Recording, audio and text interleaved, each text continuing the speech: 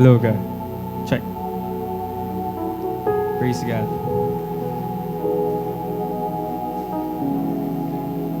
Magandang umaga po sa atin lahat.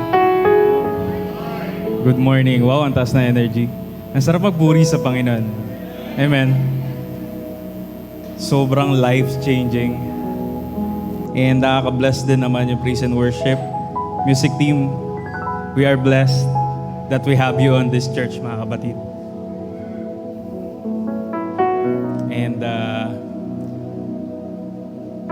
pwedeng palakpakan po natin si Lord. Pwedeng lakasan pa po natin. Amen. Praise God. Praise God. Can we all bow down and pray? Heavenly Father, we thank you so much sa mapagpalang araw na ipinagkaloob niyo po sa bawat isa sa amin. Tunay nga na patuloy kayong nagdadwell. Patuloy kayong lumulugar sa aming kalagitnaan. At patuloy kaming sinasamahan sa aming pagpupuri at sa pag-aaral pa ng iyong mga salita.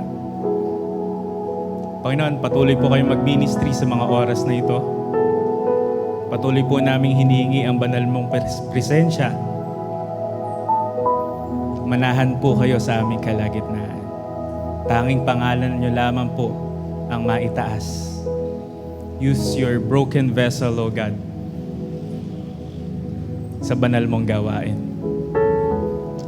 Cleanse our heart, O God, in Jesus' name. Amen.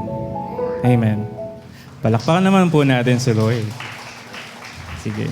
Ayan.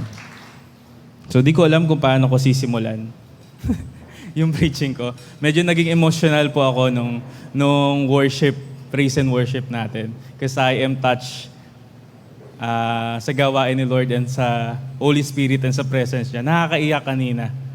So, medyo maramdamin yung umpisa ko. Medyo yung energy ko mababa. Alam mo yun, kasi yung presence ni Lord talaga tumama sa akin eh. And I saw myself as unworthy po, mga kapatid. Ano po? As I saw myself while worshiping kanina, so unworthy about this. Because this is just a privilege from God na nakuha po na ng bawat isa sa atin. Ang magpuri sa Kanya, ang kumanta, ang maglingkod, ang mag-preach, at magpahayag po ng salita ng Diyos. So, tanging papuri lamang po sa Panginoon. And with all humility, mga kapatid po, pagsaluhan po natin ang salita ng Diyos. Amen, mga kapatid. So, ganito po, simula na tayo. Bigyan ko lang po kayo ng brief background. Ito po preaching or tatopic natin sa mga oras na to ay na-preach na a month ago. A month ago ni Pastor Arnold about grow in fellowship. Naalala nyo pa? Parang dalawa lang na rin nakita kong tumungong nakaalala. So, mostly kasi mga kapatid, minsan hindi natin naaalala yung mga pinag-aaralan natin. Amen? Minsan hindi tumitimo or hindi natin maalala, basically. I'm gonna try to ask you kung last Wednesday, naalala nyo po ba yung kinain nyo? Naalala nyo po ba yung huling kinain nyo last Wednesday? Yung tanghalian nyo, naalala nyo po ba? Siguro may isa, dalawa, nakaalala po sa inyo, no? Pero most of us, hindi na maalala kung ano yung kinain nyo. Ano po ibig sabihin nun? Ano po yung pinaparating natin, mga kapatid? Ang tao ay makakalimutin. At kailangan laging paalalahanan. Ganon din po sa mga Israelita going back. Kaya nga po naglakbay sila ng 40 years eh. Kasi ang kulit-kulit. And minsan ang kulit-kulit din po natin. Naririnig po natin ang salita ng Diyos. Ngunit nagkukulang pa rin po tayo. Ako lang po ba yung ganon? Kasama ko po ba kayo sa bagay na yun? Amen. So, ayan. I hope we all see ourselves and admit to ourselves na malaki yung pagkukulang po natin sa Panginoon. Amen, mga kapatid. Hala. Amen. Amen. So, ayan. Taasan natin yung energy natin, mga kapatid.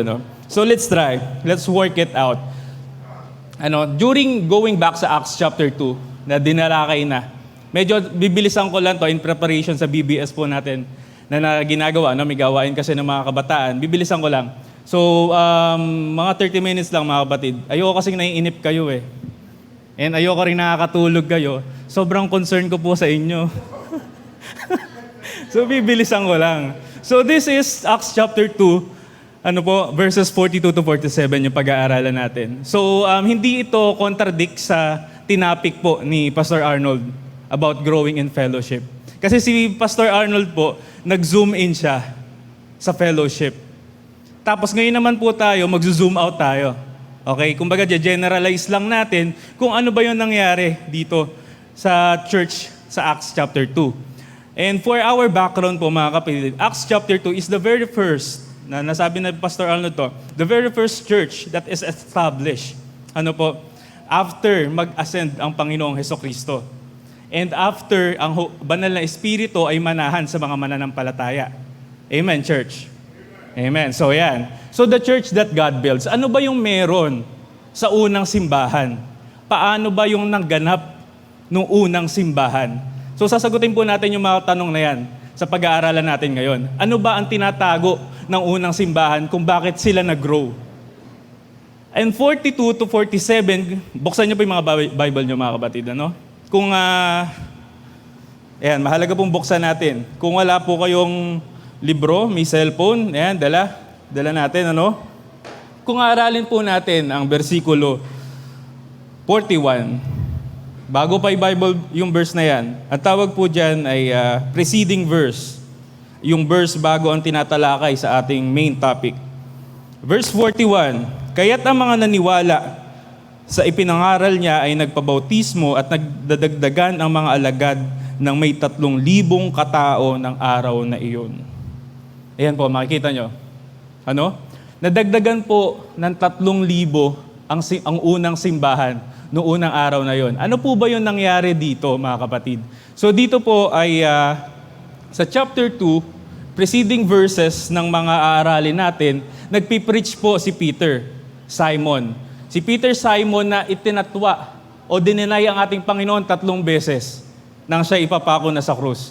Si Simon Peter na takot, na halos malunod sa tubig, sa ilog, o ano man yun. Mga kapatid?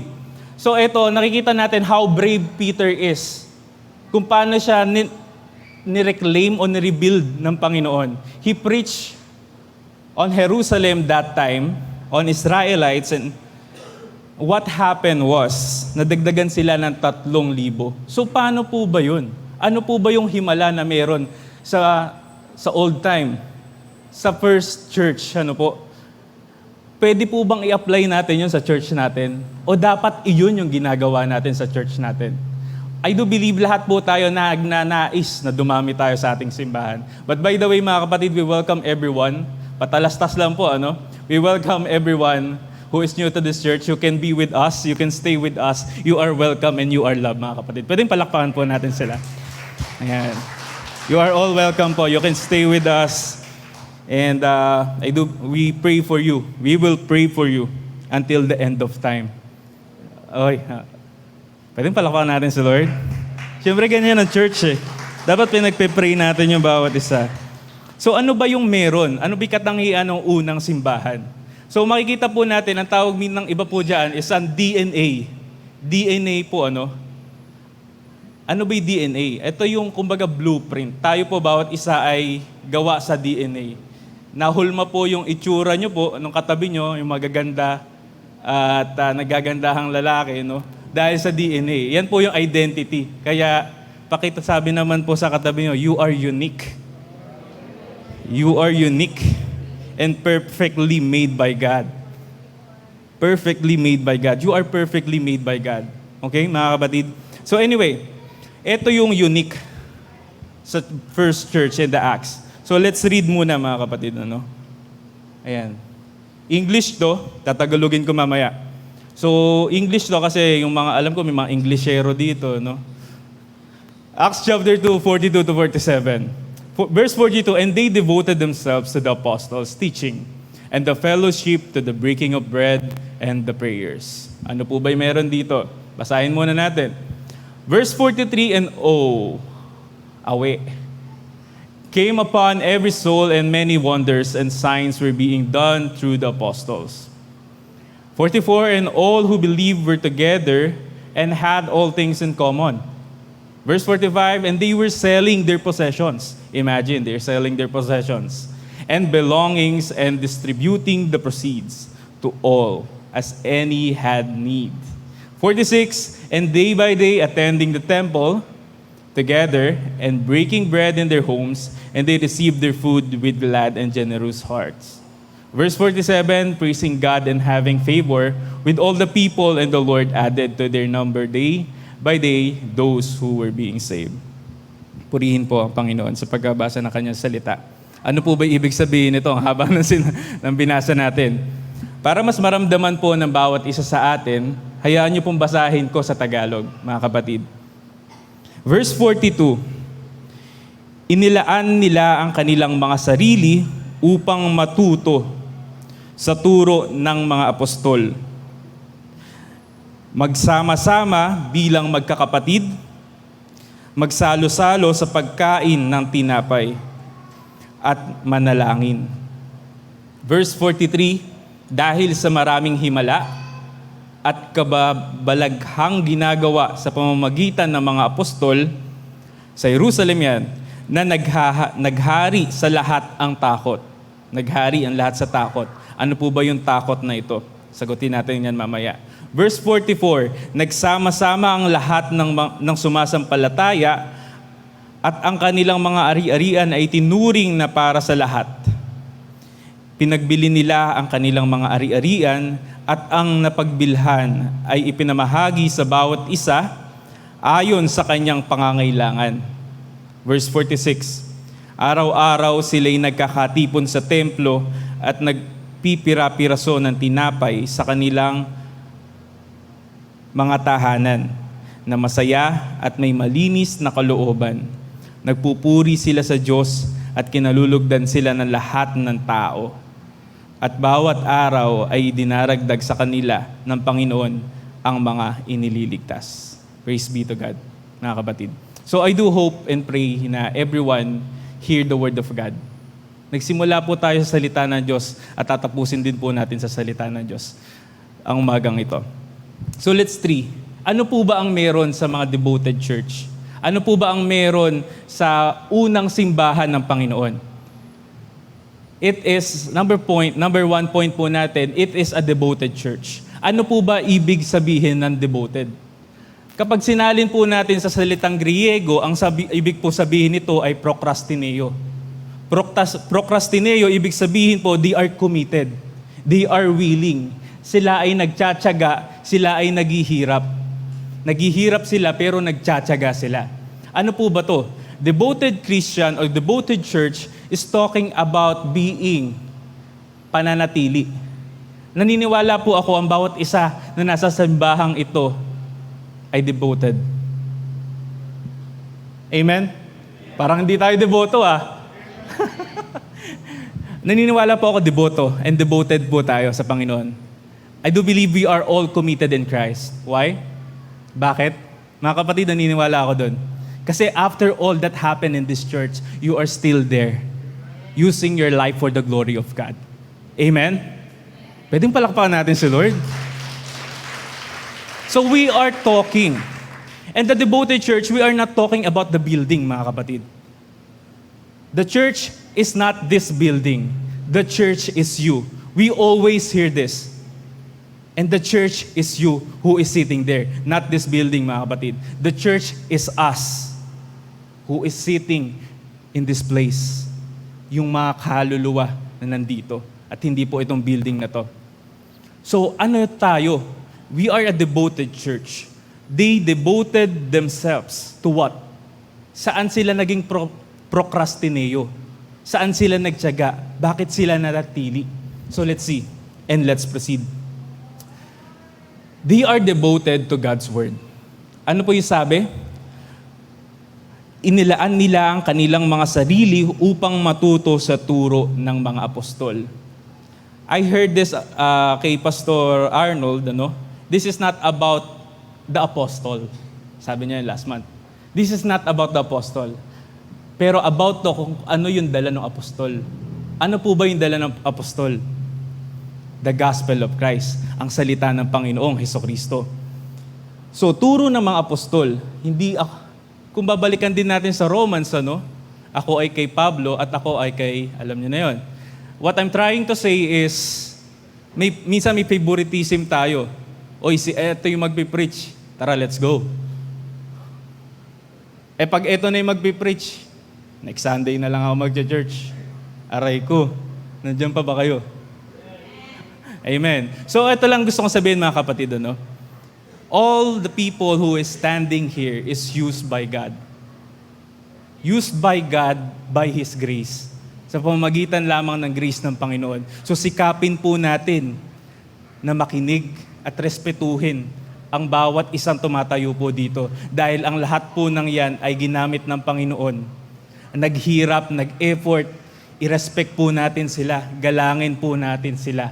Magpakita tayo ng pagkahumaling ng pakikinig sa salita ng Diyos. And when we listen to them, we respect them, we show the God's love na tinatawag, ang pagmamahal ng Panginoon. Amen, mga kapatid? So wala tayong pipiliin po. Si ganto magsalita bubulol-bulol. Si ganto, uutal-utal. Mga kapatid, wala tayong pinipili. Dahil ang banal na Espiritu ay pwedeng mag-work in every broken vessel, sa lahat ng vessel. Amen, church? Amen. So, devoted to God's Word. For us to be more inclined in the first church here in the Acts, we should be in God's Word. Maging deboto po tayo sa salita ng Panginoon. Meaning to say, maging biblical tayo. Maging biblical po tayo sa mga turo o sa ating mga inaaral sa Biblia. Magtuon po tayo ng oras at panahon. Huwag po nating baliwalain.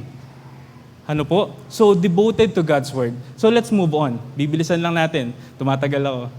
Baka naiinip na kayo. Naiinip pa ba kayo? Hindi. Amen. Praise God. So, they devoted to fellowship. Ito po yung pinag-usapan ni Pastor Arnold. Devoted to fellowship. Ayan. So, hindi ko na ganong i-elaborate pa, mga kapatid. Pero, when we do fellowship, may isang uri ng fellowship, yung socialize lang, yung nakikipag-socialize ka lang, hindi nyo pinag-uusapan yung salita ng Diyos. When we do fellowship, we talk about God's Word. We talk about the spirituality ng isang tao. Halimbawa, mga kapatid, lalabas tayo. We're gonna talk about, kapatid, kamusta ka na spiritually? Gutom ka ba? Busog ka ba? Are you cold? Or nagiinit ka ba? Ayan po, Ayan po yung mga signs na nasa tamang fellowship po tayo, mga kapatid. At pinag-uusapan po natin ang salita ng Diyos. Okay? We are not more on that kasi tinapik na yan. Pero it's a great reminder for every one of us. Amen, church? Amen, amen. So yan. So let's go. Devoted to breaking of bread. Mababasa po natin dyan, nagsalo-salo sa pagkain ng tinapay. Ano po bang tinapay ito? Ano po ba yung ibig sabihin nito? The breaking of bread. Hindi po ito tungkol lamang sa pagkain natin every Sunday. Hindi lang ito tungkol sa pagsasalo-salo natin. Tungkol po ito sa pag-aalala sa ginawa ng Panginoong Hesukristo sa krus ng Kalbaryo. Are you still with me? Pinag-uusapan po natin ang ginawa ng Panginoong Hesukristo. Why do we have to remember? Why we do have to remember the breaking of bread? Ito po'y ginagawa natin once in a month. And bakit natin kailangang alalahanin? Bakit po? Dahil ang tao nga po ay makakalimutin. When we forgot the gospel of Christ, minsan nalilibang po tayo. Nalilibang tayo sa ating mga ginagawa. When we forgot, pag kinalimutan po natin ang ginawa ng Panginoong Hesukristo sa krus ng Kalbaryo, but let me just ipaalala po sa inyo, siya po ay namatay. Siya ay Diyos na nagkatawang tao. Namatay at muling nabuhay matapos ang 3 araw. And that is the gospel, mga kapatid. Ano po? Bakit kailangan nating alalahanin? Kapag nakalimutan mo yung ginawa ni Kristo, yung pinaghirapan niya sa krus ng Kalbaryo, doon na pumapasok yung mga oras sa buhay natin na tumataas na yung ego natin. Tumataas na po yung pride natin. Ano po? Kaya kung makikita niyo po, ang mga Kristiyano na nakakalimot sa ginawa ng Panginoong Hesukristo sa krus ng Kalbaryo, they tend to isolate themselves. Ano po ibig sabihin nun? Ina-isolate, humihiwalay sa fellowship ng mga Kristiyano. Naiilang, tumataas yung pride, tumataas yung ego. I am entitled to this and I don't belong to that group. May mga ganun po tayo. Ang laki-laki ng sahod ko, makikisama ako sa mga ganyan lang ang sahod. Come on. Mga ganun bagay. Hindi ko na i-elaborate pa mga kapatid. Pero you know what I'm talking about. We remember the word, the gospel.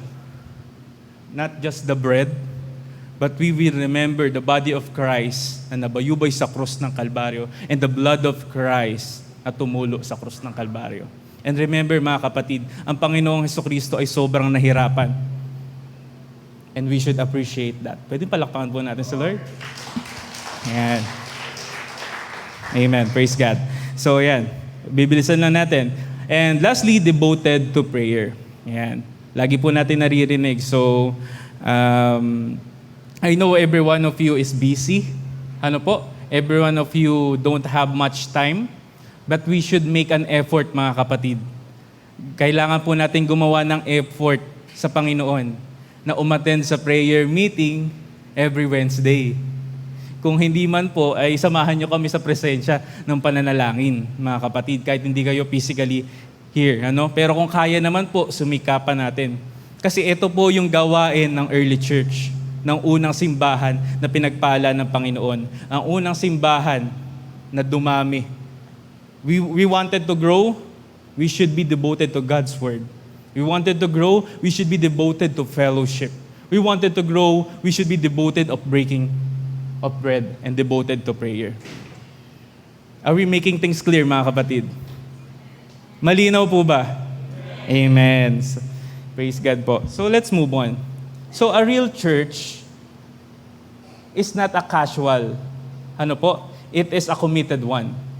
Ano po ba ibig sabihin ng casual? Kapag nagsuot ka ng damit po, pang araw-araw, malamang sando o t-shirt, ordinaryo.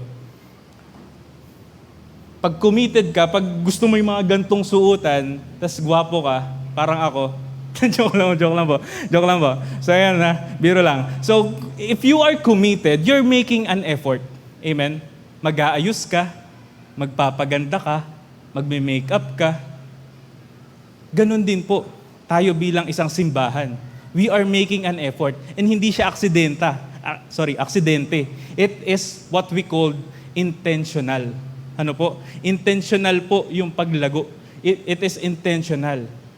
We are committing ourselves in the growing. So makikita po natin kay Eva at Adan, nagkasala po. Alam niyo naman po yung story. O ako lang po nakakaalam. Alam po natin kung paano pumasok ang kasalanan. Amen? Kinain ni Eva. Ni Adan ba? Sorry, ni Eva. Ni Eva, kinain ni Eva ang pinagbabawal na prutas. Amen. So, what happened is, ano ginawa ni Adan? Alam niyo po ba magkatabi lang sila ni Eva? Alam niyo po ang nangyari? Doon pumasok yung naging casual si Adan. Ano po ibig sabihin? Naging passive si Adan. And minsan ganun po tayo bilang isang Kristiyano. Nagiging passive tayo, being active. Kumbaga, binabaliwala lang natin yung mga kapatid natin na alam nating may ginagawang mali, pero hindi natin itatama. Kung mahal mo yan, itatama mo. Amen, mga kapatid? So, what are we talking about here? We show love not by criticism, but checking on them and correcting them. Actually ako po, tuwan-tuwa po ako pag kino-correct po ako. Last time nag-preach ako dito, I am corrected Yung joke mo, hindi na nakakatuwa. Yung joke mo, dinaramdam namin yung salita ng Diyos. Bigla kang magpapasok ng joke. Nakakasira ka ng momentum. May mga ganyan, But I am so thankful with that, mga kapatid. And kapag mag-preach ka, mangupo ka naman. Mga ganon. Mga kapatid, I am willing to be corrected. For the glory of God. And I do hope and pray, ganon din po tayo sa pang-araw-araw na buhay. Amen, mga kapatid. Amen. So, we should be like that. Opo. Di ba po? Ayan, nangungupo na po ako. So, last time kasi sobrang confident ko eh. Ngayon, ang kapal ng mukha ko, mga ganun. Pero ngayon, humble lang tayo, mga kapatid. Ganun yung atake natin. So, let's become more active than being passive. Kailangan natin itama yung kapatiran natin na may mga maling ginagawa at alam natin na hindi biblically correct. Amen, mga kapatid. So, pakitapik naman po yung katabi, pakisabi, maging handa ka. Pakitapik po yung katabi, maging handa ka. Dahil i-correct na kita sa pagmamahal ng Panginoon. Ayan. Palakpakan naman po natin si Lord. Ayan. So as we could see po, pumasok ang kasalanan dahil naging passive si Adan. Naging passive siya. Hinayaan niya si Eva and nagpatukso naman siya and then go. That's what happened. Passive. So wag po tayo maging passive, maging active po tayo. Wag po nating hayaan na yung mga mali na ginagawa ay magpatuloy. Okay po? So, what is the next point? The next point po is a powerful church. Kung babasahin po natin sa Tagalog, hayaan niyo pong basahin ko po sa inyo, Verse 43, dahil sa maraming himala at kababalaghang ginagawa sa pamamagitan ng mga apostol, so ito, may mga maraming himala po ang ginawa ang mga apostol sa Jerusalem. Sa Jerusalem po yan. At naghari sa lahat ang takot. Ito po. Let's talk about yung takot. Naghari sa lahat ang takot. Ito po yung takot na hindi tungkol sa multo. Alam ba? Yung takot sa multo, alam niyo po yun. Ako lang ba takot sa multo? Joke lang, di ako takot sa multo. Matapang ako eh. Ayan, anyway. Gusto ko lang po i-highlight kung hindi yun yung takot na pinag-uusapan dito. Ito po yung takot. Ang tawag po dito is fear of God. Fear of God. Dahil nararanasan mo o na-experience mo ang presensya ng Panginoon. That is what we call the fear of God. So, what happened is, they become powerful. So, ano po yung ibig sabihin nito? Dahil nasa presensya sila ng Panginoon, they become more powerful. When God is present, power is visible. Makikita natin yung power. And we should fear God. Bibilisan ko na lang. And the next point that I wanted to share with you then is a united church. Verse 44 to 45. Actually, the very first essence na gusto ko pong i-highlight sa mga oras na to ay yung kanina, the verse 42, Yung 4 na puntos. A united church. Ito, alam na natin to. Alam ko, dagi nyo na itong naririnig, baka sawa na po kayo. Pero paalala lang po ng Panginoon sa atin ito na dapat po tayong magkaisa. Amen, church? Huwag po tayo magsimula ng dibisyon sa ating simbahan. Amen? Magkaisa po tayo sa pagmamahal ni Kristo. So, a united church. As we read the verse 44, mga kapatid, and all who believe were together and had all things in common. Verse 45, and they were selling their possessions and belongings and distributing the proceeds to all as any had need. Actually, this verse 44 to 45 is very controversial po. Kung we gonna dive deeper pa dito, is malalim pa ang ibig sabihin nito. Imagine, pinagbebenta lahat nila, ari-arian nila. And then, shinare nila sa kulang. Ganun yung pagmamahal nila sa simbahan. Sa simbahan, sa kapwa nila.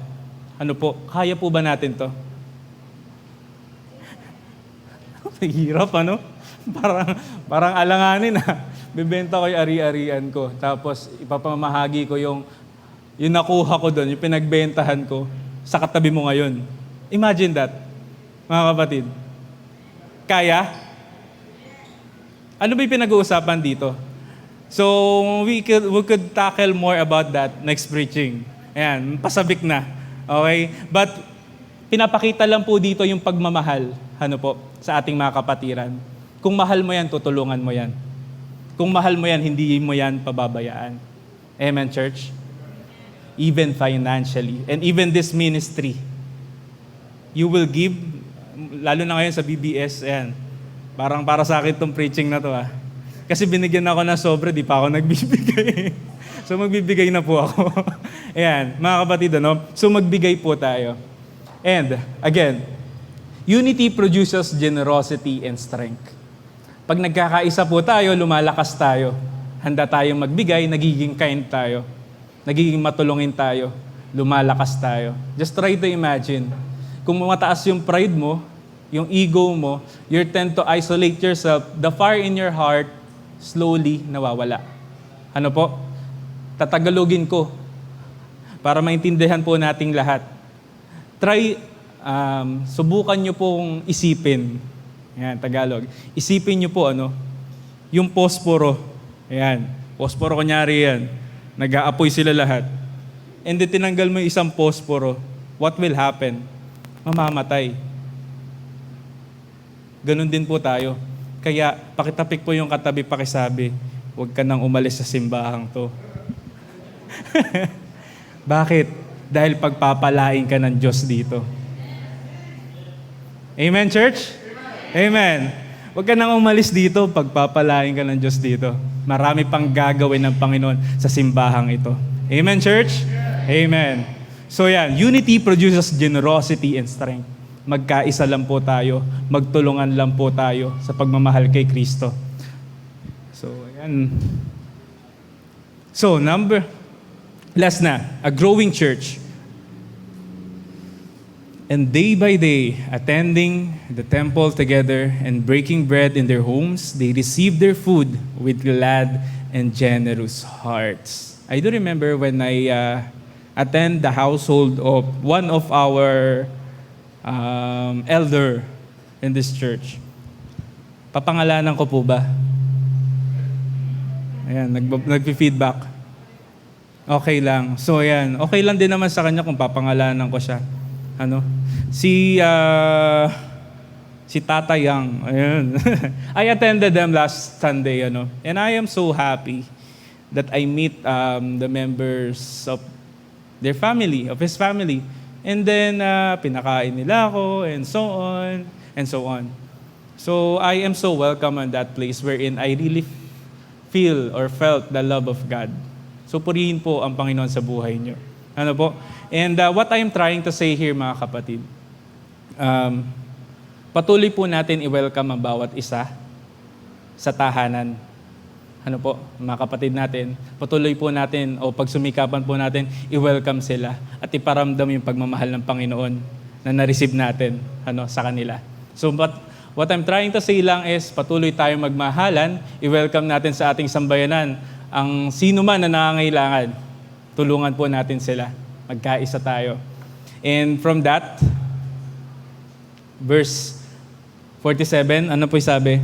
Praising God and having favor with all the people. And the Lord added to their number, day by day, those who were being saved. Tatagalogin ko po. Actually, napakaganda po. Nagpupuri sila sa Diyos at kinalulugdan sila ng lahat ng tao. At bawat araw ay dinaragdag sa kanila ng Panginoon ang mga inililigtas. First, sometimes we are capturing butterflies. Sometimes we are capturing butterflies who is really flying very well. If you want butterflies, build your garden. Build your church. Build our church. And from that, when we build the church biblically, with the right doctrine, with the right theology, na may tamang katuruan po. From that time, ano po yung nangyari dito? kinalulugdan sila ng lahat ng tao. You want butterflies to come into this place? Let's build ourselves together, biblically, in line sa salita po ng Diyos. Amen, church? Sometimes we capture butterflies but we wanted us to grow. Let's build ourselves. Let's build our church. Let's be biblical in line sa salita po ng Diyos. Purihin po ang Panginoon. Pwedeng palakpakan natin si Lord.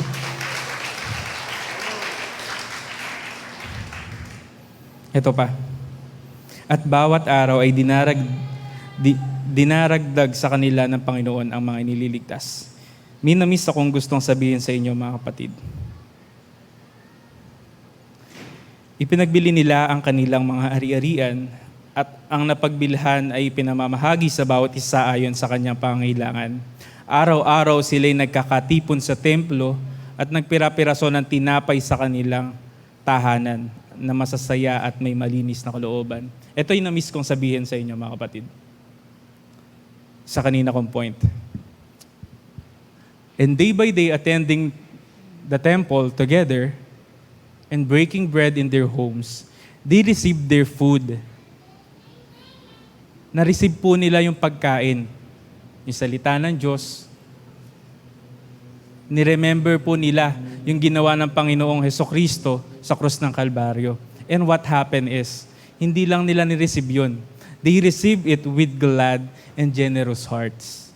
Sometimes, with all the blessings that we have, nakakalimutan na natin na sa mga bagay na meron ka ngayon, pinagpala ka na. What I'm trying to say, pinagpala ka ng Panginoon ngayon na nakaupo dyan. Dahil may mga tao nakahimlay doon sa emergency room ng ospital. Gustong-gustong magsimba. May mga taong may karamdaman, gustong-gustong magsimba. Physically. Pero ikaw po kayang-kaya mo umattend ng church. Kayang-kaya mo magsalita. Pero yung iba hindi makapagsalita. Bakit natatakot kang sabihin, iproklama ang salita ng Diyos? Ang ginawa ni Hesukristo sa krus ng Kalbaryo. Sometimes we miss those blessings na ngayon humihinga ka upang gamitin ang buhay mo para sa Panginoon, mga kapatid. Sometimes, yung mga maliliit na bagay na tinuturing natin, ang lalaking bagay na sa ibang tao. Let's all be glad and have this generous heart. Be thankful to God sa kung ano yung meron ka at makontento po tayo sa kung ano po ang meron tayo ngayon. Amen, church? Amen. So yun po, yun na-miss ko kanina. So balik na tayo. Yan, let's go. When the church is healthy, we want this church to be healthy. Amen, church? We want this to be healthy. Kapag healthy tayo, God brings the increase. Hindi po tayo yung nagdadala ng tao sa simbahan. This was discussed by Pastor Arnold. Hindi ikaw, pero kailangan mo gumawa ng effort. Hindi mo kailangan. Kaya remember, Matthew 28:19. Go ye and make disciples of all nations, baptize them in the name of the Father, the Son, and of the Holy Spirit. Ang Diyos ang nagdadala ng mga kaluluwa sa simbahan, pero gagawa po tayo bilang manggagawa ng Panginoon. Ngayon, ano po ba yung discipleship? When we talk about discipleship, you are bringing that person closer to God. You are trying to reflect God's image. Ano po? Jesus Christ image and not somebody else. That is discipleship. We help them. We fellowship with them. We help them grow. So kung wala po tayong, alam niyo po kung ano yung kulang? Ako po kasi very straightforward and bold. So paninindigan ko na. Ang kulang po sa atin ay discipleship. Amen, church? Tumahimik ka. Kulang po tayo sa discipleship and let's admit that. Kung hindi po natin na-admit yung bagay na yon, wala pong matatama sa atin. When was the last time we developed somebody else na magkakanta pa? When was the last time that you disciple na mag-serve pa sa ministry. Ano po? And that's not actually discipleship. In discipleship kasi, pinag-uusapan nyo yung buhay, personal na buhay. Yung mga pinagdadaanan ng bawat isa, pinagsasalu-saluhan nyo, pinagtutulong-tulungan nyo, mga kapatid. And that is discipleship. And bringing that problem to God. And reflecting God's image in our life. That is discipleship. So wag po tayo magpalinlang. Dumadami naman po kami sa music team. Dumadami po kami sa ushering. That's not discipleship, mga kapatid. Discipleship is bringing that person closer to God. Amen, church? Aray ko. Are you still with me po? Ayan. So, ganito po, may iba't ibang uri ng preacher eh. Si Pastor Arnold, yung preaching niya, unti-unti kang sinasaksak. Ganun. Are you still with me? Unti-unti kang sinasaksak ng katotohanan. Di ko naman sila ina-evaluate, Ano lang naman to, some kind of joke. Si Pastor Arnold, unti-unti, ako ginaganon. Buhay ka ba? Ganun. No, I'm just trying to say is, kanya-kanya silang kami-kaming uri ng atake. Which is, we are so blessed, mga kapatid. Ano po? And we should be thankful to everyone who is here because we are blessed because of them. Amen, church? Amen. So, when the church is healthy, God brings the increase. Dadami po tayo. At si Lord ang magsasend out nun. But, huwag natin kalimutan ang Matthew 28:19, the Great Commission of Jesus Christ. So, dito na po ako magtatapos. Devotion leads to power. Pag devoted tayo sa mga 4 na bagay na pinag-usapan natin kanina, it leads to power. And power leads to unity. Nagkakaisa tayo. And unity leads to growth. We want to grow? This should be our prayer. Lord, make us the church you design. So mga kapatid, let's imitate the first church in Acts chapter 2.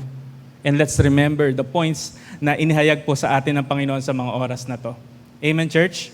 And papalitan ko po yung title ko kanina. The Church That God Builds. You remember, mga kapatid? The Church That God Builds. So, pinalitan natin, Ito na siya. The Jesus Church That God Builds. Palakpakan naman natin ang Panginoon. Amen. Let us all pray. Heavenly Father, we thank you so much for your wonderful word, O God. Lord, thank you for correcting our lives, telling the truth in us, O God. Tunay nga, Panginoon, na salita mo ay may mga punto sa buhay namin na nasasaktan kami. Nasasaktan kami upang itama mo kami, O God. And Lord, we thank you so much for that. Because of that, we feel na mahal mo kami. Because of that, Panginoon, nais mo pa kaming itama. We thank you so much, O God, with that. And Lord God, may we the first church, may we imitate the first church na itinayo mo, O God. And we do believe that this Jesus Church, Lord God, in the name of Jesus Christ, ito po yung simbahan na itinayo mo noon pa man. At patuloy mong palalaguin. Salamat, Lord, dahil muli pa, naramdaman namin yung pagmamahal mo. Muli pa, naranasan namin ang pag-ibig mo. In Jesus' name. Last na, mga kapatid. May na-miss ako. Alam niyo po kung ano yung nangyari dito? Peter was preaching. The preceding verse is here. 36, kaya't dapat malaman ng buong Israel na itong si Jesus na ipinako ninyo sa krus ay siyang ginawa ng Diyos ng Panginoon at Kristo. Alam niyo po ang reaksyon ng mga Israelita. Verse 37, nabagabag ang kanilang kalooban. Nang marinig ito, kaya't tinanong nila si Pedro at ang ibang mga apostol, mga kapatid, ano ang dapat naming gawin? Gusto ko lang i-emphasize po, mga kapatid, nabagabag ang mga unbeliever during this time. Kasi ipinahayag ni Peter yung ginawa ng mga unbeliever kay Jesus Christ. Ipinako sa krus, pinatay, pinahiya, dinuraan.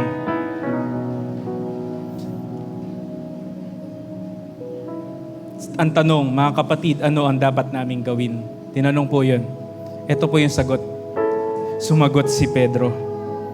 Pagsisihan ninyo talikuran ng inyong mga kasalanan at magpabautismo kayo sa pangalan ni Jesucristo upang kayo'y patawarin at tatanggapin ninyo ang kaloob ng Espiritu Santo, sapagkat ang pangako ay para sa inyo at sa inyong mga anak at sa lahat na nasa malayo, sa bawat taong tatawagin ng ating Panginoong Diyos.